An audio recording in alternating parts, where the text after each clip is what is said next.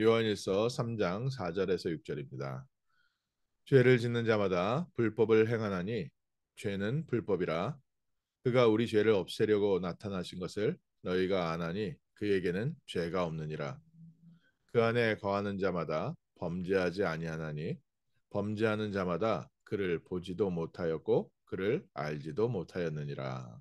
아멘. 죄를 짓는 자마다 불법을 행하나니 죄는 불법이라. 하나님께서 분명히 우리에게 율법을 주시고 그 율법을 지키라고 하셨습니다.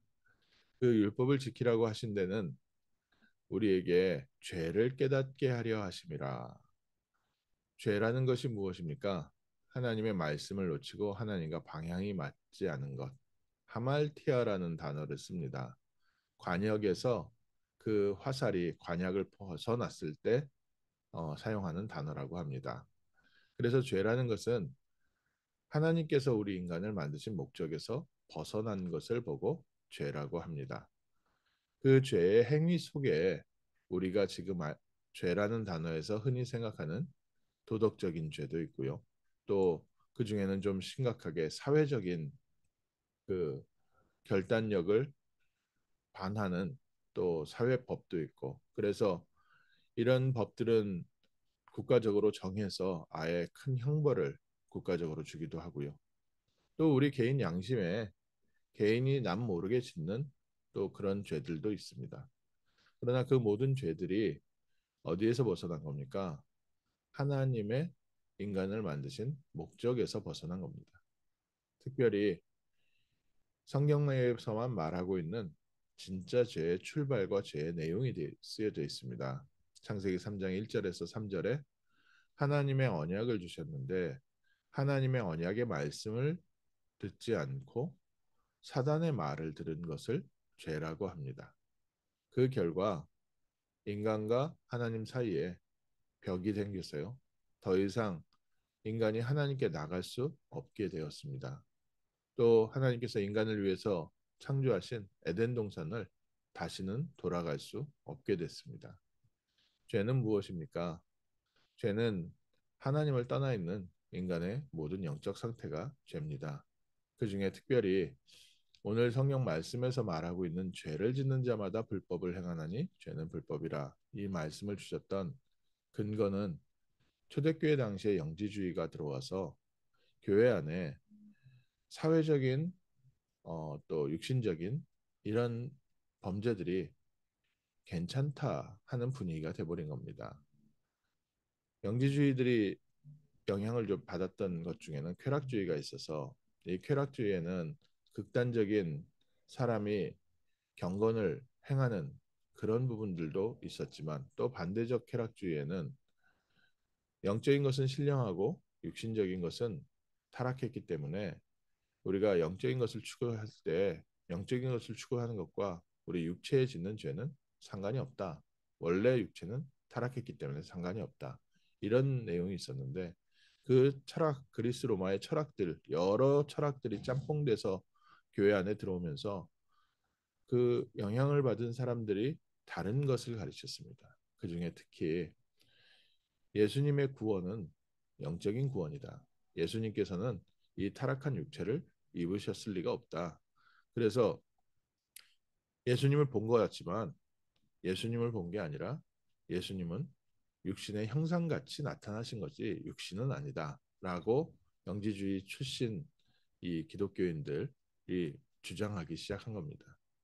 그러면서 육신에 대해서는 내가 하고 싶은 거 다 해도 그건 죄 더 이상 아니다. 왜냐? 우리는 그리스도 예수로 말미암아 구원받은 하나님 자녀이기 때문에 더 이상 죄가 안 된다. 지금도 이런 흐름들이 교회 안에 일부 흘러오면서 구원에 대해서 죄에 대해서 굉장히 하나님께서 우리에게 주신 회개 또 속죄 이런 부분을 강조하다 보니까 인간이 저지르는 모든 죄마저도 이미 구원받았으니까 괜찮다. 괜찮은 건 맞죠. 그런데 하나님께서 우리에게 율법을 주신 것은 죄를 깨닫게 하려 함이라. 인간과 하나님 사이에 벽을 만드는 게 무엇인지 깨닫게 하시려고 우리에게 법을 주시고 말씀을 주셨는데 계속 우리가 죄 가운데 남아 있다면 어떻게 됩니까? 우리가 구원받은 하나님 자녀가 죄 가운데 남아 있다면 우리의 삶 속에는 그를 보지도 못하고 그를 알지도 못하느니라.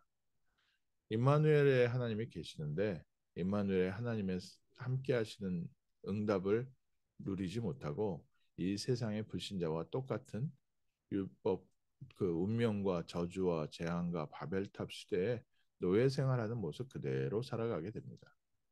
이스라엘 백성이 하나님의 언약을 말씀을 놓칠 때마다 노예가 되고 포로가 되고 속국이 되었습니다. 오늘날 우리에게도 마찬가지입니다. 죄를 우리가 그럼 짓지 말고 율법을 지켜야 되냐? 그 얘기가 아니라 예수님께서 우리를 죄와 저주와 지옥 권세에서 건져내기 위해서 부르셨는데 아직도 우리가 과거의 판단과 과거의 습관 속에 있다면 우리의 삶에 계속해서 사단과 재앙과 저주와 지옥의 통로가 열려버립니다. 그래서 우리가 죽어서 영으로는 구원을 받지만 육신으로는 마귀에게 내어준 바 되었다. 바울이 표현한 것처럼 우리의 삶 속에 우리의 삶의 변화가 없다면 계속해서 사단이 우리의 삶을 파고 들어와서 하나님의 말씀 놓치게 하고 하늘나라의 배경과 축복과 능력을 누리지 못하게 합니다. 그러면 오늘 우리가 어떻게 죄를 승리하고 세상 문화를 승리하고 또 세상의 잘못된 흐름 가운데 승리하겠습니까? 3장 6절에 그 안에 거하는 자마다 범죄하지 아니하나니. 그리스도는 죄가 없기 때문에 그리스도 예수 안에 거할 때 우리는 모든 죄와 저주와 지옥 권세에서 승리하게 되는 줄 믿습니다. 오늘 아침 다시 한번 우리의 모든 죄를 해결하신 그리스도를 바라봅니다. 우리의 모든 마음의 짐과 염려와 근심과 걱정도 그리스도 십자가 앞에 내어놓습니다. 우리 인간에게 있어서 하나님의 말씀을 놓친 죄가 모든 죄의 근원이고 그것이 바로 죄라면 우리가 염려, 근심, 걱정 갖고 있는 것도 하나님을 불신앙하는 가장 큰 죄입니다. 오늘 그리스도께서 우리와 함께 하신다면 그리스도를 믿고 승리하는 복된 날 되실 줄 믿습니다. 오늘 하루 임마누엘의 축복을 그리스도 예수 안에서 누립니다. 그리스도의 이름으로 우리에게 임하신 성령께서 우리의 영혼과 마음과 생각과 육신 가운데 충만하셔서 우리 안에 있는 불안함과 염려와 근심과 걱정도 떠나가게 하시고 또 우리의 삶의 여러 가지 유혹과 여러 가지 미혹과 여러 가지 육신적인 잘못된 가치관에서 우리를 해방시키시고 또 우리가 알지 못하고 붙잡고 있는 우상들, 내가 알지 못하고 있는 다른 가치관들에서 해방되는 복된 날에는 축복이 우리에게 임할 줄 믿습니다. 그 축복의 시작과 그 축복의 진행과 그 축복의 내용이 어디에 있습니까? 그리스도 안에 있는 것.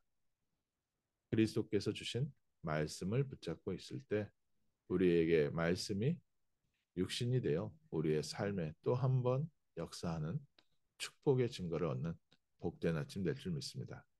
아침에 그리스도 예수 안에서 새롭게 시작하십시오. 또 그리스도 예수 안에 있는 능력을 체험하는 죄를 이기고 세상을 이기고 내 안에 있는 염려와 불신앙도 이기게 하시는 성령의 충만함으로 세상을 살리는 빛의 응답을 받을 줄 믿습니다. 그 안에 거하는 자마다 범죄하지 아니하나니. 그리스도 예수 안에서 창세기 3장, 창세기 6장, 창세기 11장의 모든 근본 문제를 해결하고 승리하는 또 가는 곳마다 승리의 비밀을 증거하는 축복된 전도자의 하루 될 줄 믿습니다. 기도하겠습니다. 하나님, 우리를 죄와 저주와 사단과 지옥 권세 안에서 완전하게 해방하시고 이 세상을 살아가는 우리의 삶 속에서도 구원의 축복과 구원의 능력을 체험하고 누리게 하심을 감사합니다. 오늘 아침 그리스도 예수 안에서 성령의 충만함을 허락하여 주옵시고 성령께서 우리의 영혼과 마음과 생각과 육신과 우리의 삶을 다스려 주옵시고 그리스도 예수 안에서 모든 창세기 3장의 저주가 무너지고 떠나가게 하시고 잘못된 네피림 시대, 잘못된 바벨탑에서 해방되는 날 되게 하여 주옵시며 가는 곳마다 그리스도의 빛을 비추는 그리스도의 능력을 보여주는 증인의 삶을 살게 하옵소서. 오늘 하루를 정복하고 승리하는 복된 날 되게 하옵소서. 주 예수 그리스도 이름으로 기도합니다. 아멘.